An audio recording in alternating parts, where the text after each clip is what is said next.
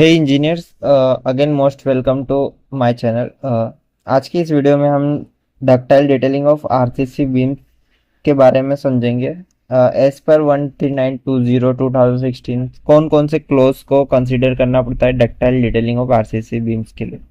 तो without wasting time let's start the video.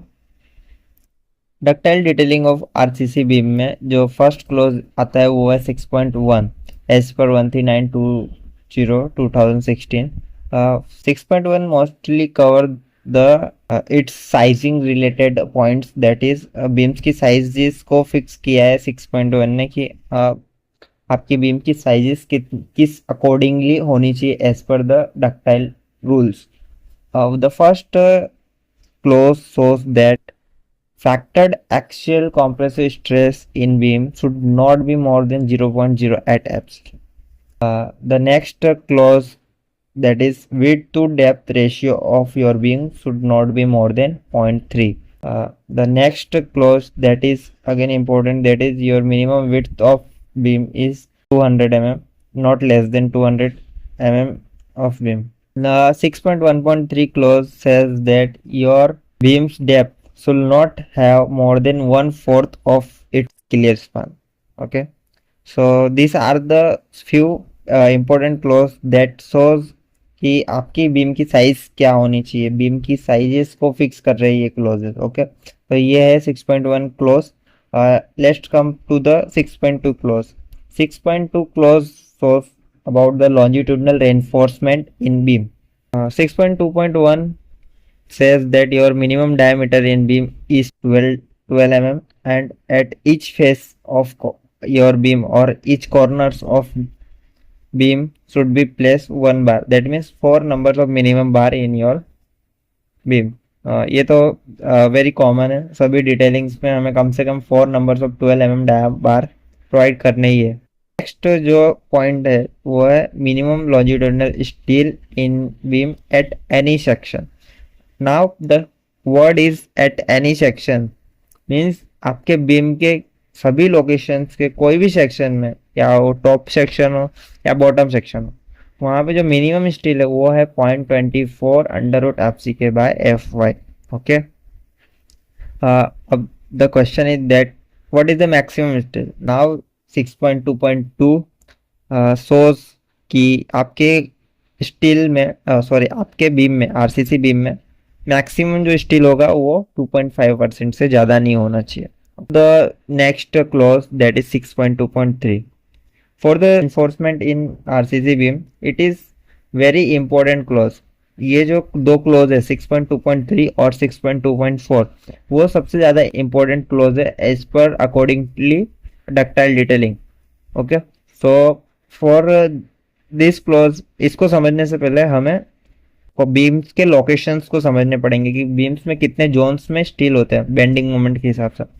तो कोई भी अगर पर्टिकुलर कंटिन्यू बीम हो या कोई भी बीम हो तो उसमें मोस्ट ऑफली हम 6 लोकेशंस पे स्टील प्रोवाइड करते हैं अकॉर्डिंगली बीम उसकी बेंडिंग मोमेंट डायग्राम के हिसाब से, जो कि होता है लोकेशन 1 जो कि टॉप थ्रू आउट और टॉप एक्स्ट्रा होता है। लोकेशन 2 जो होता है जहाँ पे हम टॉप थ्रू आउट रेइनफोर्समेंट को कंसिडर करते हैं। Location 3 same as location 1, top throughout plus extra top. Location 4 जो होता है वहाँ पे मोस्ट ऑफली हम bottom throughout steel provide करते हैं, और लोकेशन 5 में जो है bottom throughout plus extra bottom. और जो लोकेशन 6 है वहाँ पे हम same as location 4 that is bottom throughout. तो इस तरह हम 6 लोकेशन में बीम में स्टील देते हैं, RCST जो प्रोवाइड करते हैं अकॉर्डिंगली।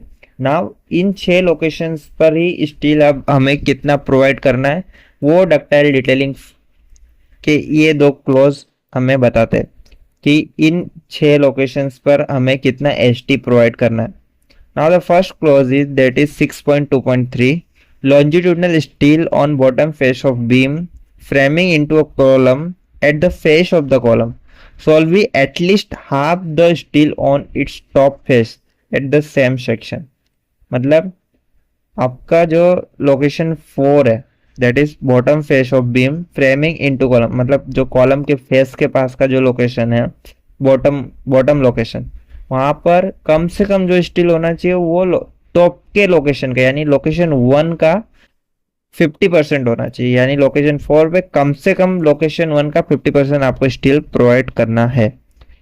सेम लोकेशन 6 में भी जो कॉलम के पास है उधर भी आपको लोकेशन 3 का कम से कम 50% स्टिल आपको लोकेशन 6 पर देना है। Okay, got it. उसके आगे एंकरेज लेंथ के बारे में डिस्कस किया, वो आगे हम इस आगे के क्लोज में जानेंगे। सेकेंड क्लोज 6.2.4 वो क्या बोलता है कि longitudinal steel in beam at any section on top और bottom face shall be at least 1/4 of longitudinal steel provided at the top face of the beam at the face of the column. Again same उसने बोला कि आपका जो longitudinal steel है beam के 6 location के कोई भी सेक्शन में कम से कम टॉप फेस, जो कॉलम के पास का जो टॉप फेस है वहां का 1/4 होना चाहिए, यानी लोकेशन 1 या लोकेशन 3 का 1/4 आपको इन सभी जगह पे मिनिमम रखना है। ओके, अगर मैं इसको अगेन मैं समझाऊँ आपको सिंपली, तो आप इस फिगर को देखो कि 6 लोकेशन है एक बीम में, location 1, location 2, location 3, location 4, location 5 and location 6। Okay, ये सपोर्ट्स है जो कि कॉलम है। Now that is the for, अगर हम लोकेशन 2 पे या लोकेशन 5 पे कहीं पे भी स्टील देने की बात करें तो हमें सेकंड क्लोज को ध्यान रखना है, जो कि 6.2.3 जो भी था उसके अकॉर्डिंगली अगर लोकेशन 2 का एचटी देखे तो वो होना चाहिए हमारा सबसे पहले लोकेशन 2 पे जो स्टील आ रहा है वो, कि उस जगह पे जितना भी स्टील आ रहा है वो प्रोवाइड करना है। दूसरा, लोकेशन 1 का 1/4 या तो लोकेशन 3 का 1/4, टॉप फेस का था ना, टॉप फेस में कॉलम के पास के टॉप फेस का 1/4 हमें यानी 25% हमें मिनिमम देना है, तो वो यहाँ पे आपको कम से कम रखना है। Okay, now same that is location 4 which is near to the face of column, मतलब आपका लोकेशन 4 हुआ बॉटम फेस जो कि कॉलम के पास का है, तो उस जगह पे आपको कितना स्टील देना है, तो उस जगह पे आपको सबसे पहले तो लोकेशन 4 की जितनी रिक्वायरमेंट है वो, सेकंड कि आपका लोकेशन 1 का 50% कम से कम देना है, थर्ड लोकेशन 1 का 25% आपको देना है जो कि ऑलवेज 50% ही ज़्यादा होगा, और लोकेशन 3 का 25% आपको लोकेशन 4 पर देना है। यानी ये 4 पॉइंट्स आपको ध्यान में रखने हैं लोकेशन 4 के लिए, सेम लोकेशन 2 के लिए ये 3 पॉइंट। और एक और चीज़ कि कम से कम जो मिनिमम स्टील का क्लोज है लॉन्जिट्यूडनल रेनफोर्समेंट का, जो आपका 6.2.1 बोलता है कि 0.24 √fck डिवाइड बाय fy, उसको भी आपको ध्यान में रखना है। तो बीम के 6 लोकेशन पे कितना स्टील आपको देना है और किस हिसाब से देना है वो आपको क्लोज 6.2.1, 6.2.3 और 6.2.4 आपको समझाते हैं। ओके, तो ये थे बीम के लॉन्जिट्यूडनल स्टील के बारे में। Let's come to the anchorage length. अब जब आपका कॉलम बीम का जॉइंट होगा वहाँ पे हमें एलडी प्रोवाइड करना पड़ेगा, दैट मीन्स हमें कुछ डेवलपमेंट लेंथ कॉलम के अंदर डालनी पड़ेगी ताकि हमारा एंकरेज बना रहे ना। इधर भी IS 13920 कुछ पॉइंट्स को फिक्स करता है, वो है कि आपकी जो एंकरेज लेंथ है वो एलडी ना होकर LD plus 10 times diameter of bar है। ओके, और उसमें से आप अलाउंस जो कि बैंड्स के लिए अलाउंस प्रोवाइड किए होते हैं उसको आप माइनस कर सकते। अब बैंड्स के अलाउंस के बारे में हमने ऑलरेडी एक पूरा आर्टिकल अच्छे से हमारी वेबसाइट्स पर लिखा हुआ है और उसकी लिंक हम नीचे डिस्क्रिप्शन में दे देंगे। अदरवाइज आप anchorage length of beam, anchorage length of bar according to IS 13920 और anchorage length civil engineering web लिख दोगे गूगल पर तो आपको वो हमारा आर्टिकल मिल जाएगा। उसकी लिंक हमने फिर भी डिस्क्रिप्शन में डाली है, आप जाके देख सकते हो। तो एंकरेज लेंथ जो आपका एक्स की वैल्यू है वो कम से कम LD plus 10 times of diameter of bar होनी चाहिए।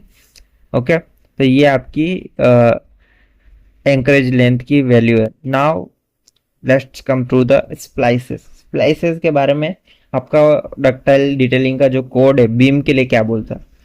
अब lap splices when adopted close links will be provided over the entire length और with the longitudinal bar splice.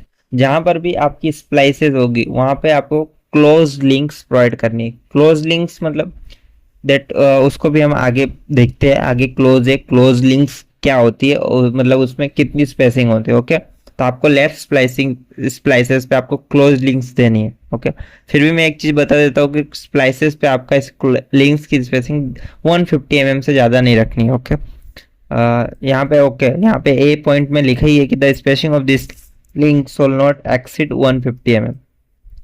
Now the point that is B, the lap length shall be not less than the development length of the largest longitudinal reinforcement bar in tension। I think आपको समझ आ ही गया होगा ये दो point. और जो तीसरा point है कि आपके स्प्लाइसेस कौन कौन से लोकेशंस पर नहीं होनी चाहिए, जॉइंट के पास या जॉइंट में नहीं होनी चाहिए। जॉइंट में आपको स्प्लाइसेस नहीं करनी है, वेरी क्रूशियल पॉइंट है, ध्यान में हमेशा रखना कि जॉइंट्स पर कभी भी स्प्लाइसेस नहीं होगी। सेकंड, टेंशन जोन, बीम का जहाँ भी बेंडिंग है टेंशन जोन हो रहा है वहां पे आपको स्प्लाइसेस नहीं देनी है। ठीक है, टेंशन जोन में नहीं देनी है। क्लोज है कि 2D from the face of the column, 2D distance तक आपको स्प्लाइसेस नहीं देनी है। फिर भी मैं आपको सिंपली अगर लॉजिकली बताऊँ तो बीम में आपको टेंशन जोन में स्प्लाइसेस नहीं करने हैं बाहर। थर्ड है कि within a quarter length of the beam at joining the location where flexural yielding may occur under earthquake effects. Okay, इस हिसाब से आपको स्प्लाइसेस के क्लोज यहाँ पे दिए हुए। और one more thing important for splices that at any section, particular section, your 100% of AST should not be spliced at particular location। आपको ज़्यादा से ज़्यादा 50% ऑफ रेनफोर्समेंट ही आपका एक लोकेशन पे स्प्लाइसेस होगा, अनदर 50% आपको थोड़ा आगे जाके स्प्लाइसेस करना है। ओके, तो ये आपका स्प्लाइसेस के क्लोज है 13920 के हिसाब से। Next that is transverse reinforcement, that means shear links। Now what 13920 says about shear links for to do a ductile detailing in RCC beam। Okay, now the first line clearly mentioned then only vertical links should be adopted in RCC beam for the links, no inclined beam or alternate bent up bar advantage will be taken. Okay, तो आपको सिर्फ vertical links ही देनी है, inclined links आपको use नहीं करनी है। Now आपको यू लिंक या तो यू लिंक या तो एक क्लोज लिंक आपको प्रोवाइड करनी है जिसमें आपको 135 डिग्री पर हुक देना है, जिसकी कम से कम जो लेंथ होगी वो 6 टाइम डायमीटर या तो 65 mm होगी। अगर 6 टाइम डायमीटर हम देखें और स्मॉलेस्ट है बार 12 तो 6 इंटू 12 आपका हो जाता है 72, यानी 75 mm आपका कम से कम लेंथ होगी आपके बार की, हुक की लेंथ। ओके, फटाफट हम आगे बढ़ते हैं और इम्पोर्टेंट क्लोज को देखते हैं कि जो नेक्स्ट क्लोज है 6.3.2 वो मेंशन करता है कि आपकी लिंक का डायमीटर कम से कम 8 mm होना चाहिए। ये काफ़ी इम्पोर्टेंट है 6.3.3, दैट इज आप जब भी आपका शियर लिंक्स को कैलकुलेट कर रहे हो कि उसके लिए जो शियर फोर्स ले रहे हो और उसके कैलकुलेशन में आपको ना इंक्लाइंड लिंक्स का एडवांटेज नहीं लेना है कि इंक्लाइंड लिंक्स जो शियर रेजिस्ट कर रही है उसको। दूसरा, कंक्रीट की खुद की अपनी कैपेसिटी होती है कि concrete some amount of force shear force will वो रेजिस्ट कर लेता है, बट डक्टाइल डिटेलिंग के केस में आपको उस कंक्रीट की खुद की कैपेसिटी जो होती है उसे कंसिडर नहीं करना है। जैसा कि 6.3.3 बताता है कि shear force capacity of beam shall be more than larger of factored shear force as per linear structural analysis और factored gravity shear force plus equilibrium shear force when plastic hinge are formed at both end of beam, see figure given by। Okay, तो ये दो close है जो बताता है कि आपको क्या कंसीडर करना है शियर फोर्स। नाउ द 6.3.4 जैसा कि मैंने बताया कि आपको कैलकुलेशन में डिजाइन उसको कंसीडर नहीं करना कि in the calculation of design shear force capacity of RC beam contribution of the following shawl not be consider, मतलब बेंट अप बार का जो कंट्रीब्यूशन है उसे नहीं कंसीडर करना है, इंक्लाइन लिंक का कंसीडर नहीं करना है और कंक्रीट के आरसी सेक्शन का कंट्रीब्यूशन जो हो रहा है उसे कंसीडर नहीं करना है। दैट मीन्स आपको टोटली शियर फोर्स के थ्रू जो रेइंफोर्समेंट आ रहा है शियर का वो आपको प्रोवाइड करना। Now the close spacing of link, जैसा कि मैंने स्प्लाइसिस के टाइम पे आपको बताया था कि क्लोज स्पेसिंग का हम आगे जानेंगे, उसके एक अलग क्लोज है कि क्लोज स्पेसिंग क्या होती है। क्लोज स्पेसिंग जो होती है वो होती है spacing of link over length of 2D, यानी आपका जो जंक्शन है कॉलम बीम का जंक्शन, वहां से 2D डिस्टेंस पर, यानी बीम में 2D डिस्टेंस पर जो इस हम रेनफोर्समेंट देते हैं। सिंपली अगर मैं बोलूँ कि एंड्स, बीम्स के एंड्स पे हम 2D डिस्टेंस तक जो रेनफोर्समेंट देते हैं शियर का, वो जो है फर्स्ट ए जो है D/4 से ज़्यादा नहीं होना चाहिए। अगर आपकी डेप्थ 400 है तो उस डिवाइड बाई 4 यानी 100 mm से ज़्यादा नहीं होनी चाहिए। Second, 6 time the diameter of the smallest longitudinal bar, यानी आपका रेइनफोर्समेंट जो आपने प्रोवाइड किया है बीम में, उसमें जो सबसे छोटा बार है, फॉर एग्जांपल अगर 12 का हुआ तो उसका 6 टाइम डायमीटर, यानी अगर 12 का हुआ तो 6 इंटू 12 72, यानी 72 यानी 70 mm से ज़्यादा आपको स्पेसिंग नहीं रखनी है। ओके, और थर्ड दैट इज 100 mm। तो क्लोज लिंक वो लिंक है जिसमें आपको ये क्लोजेस को फॉलो करना है, मतलब आपकी स्पेसिंग जो है वो इन 3 पॉइंट के अकॉर्डिंग होती है। ओके, ये ज़्यादा इम्पोर्टेंट है नहीं ये क्लोज कि आपको 50 mm फेस से फर्स्ट लिंक जो प्रोवाइड होती है, तो आई थिंक सबको पता ही होगा। अब now the point is close link, यानी जॉइंट से 2D डिस्टेंस का तो हमें पता चल गया कि वहाँ पे स्पेसिंग कितनी होगी। 2D डिस्टेंस के अलावा यानी मिड में, बीम के मिड पॉइंट में स्पेसिंग कितना होना चाहिए, मिड सेक्शंस में स्पेसिंग कितना होना चाहिए, तो वो है कि आपका D/2 से ज़्यादा नहीं होनी चाहिए। अगर आपका D है 300 mm तो D/2 होता है आपका 150 mm, तो 150 mm से ज़्यादा नहीं होना चाहिए।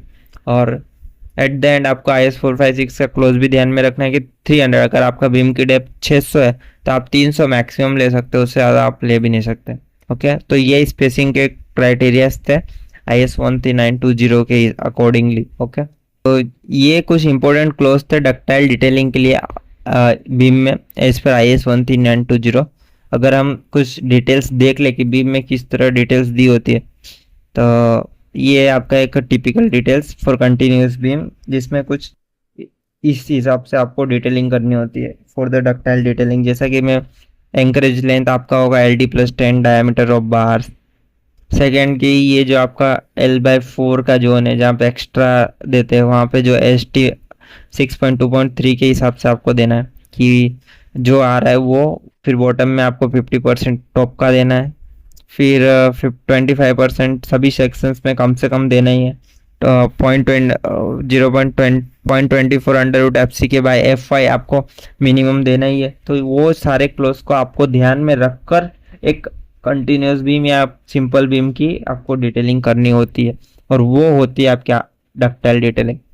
यहाँ पे आपको क्लोज्ड लिंक्स प्रोवाइड करनी है जंक्शंस के पास, जिसकी जो डेफिनेशन है क्लोज लिंक्स की स्पेसिंग कितनी होनी चाहिए वो आपको क्लोज में ऑलरेडी 13920 बता दे रहा है कि आपकी क्लोज लिंक की स्पेसिंग 6.3.5 में जो मेंशन किए हुए 3 पॉइंट्स उससे ज़्यादा नहीं होनी चाहिए।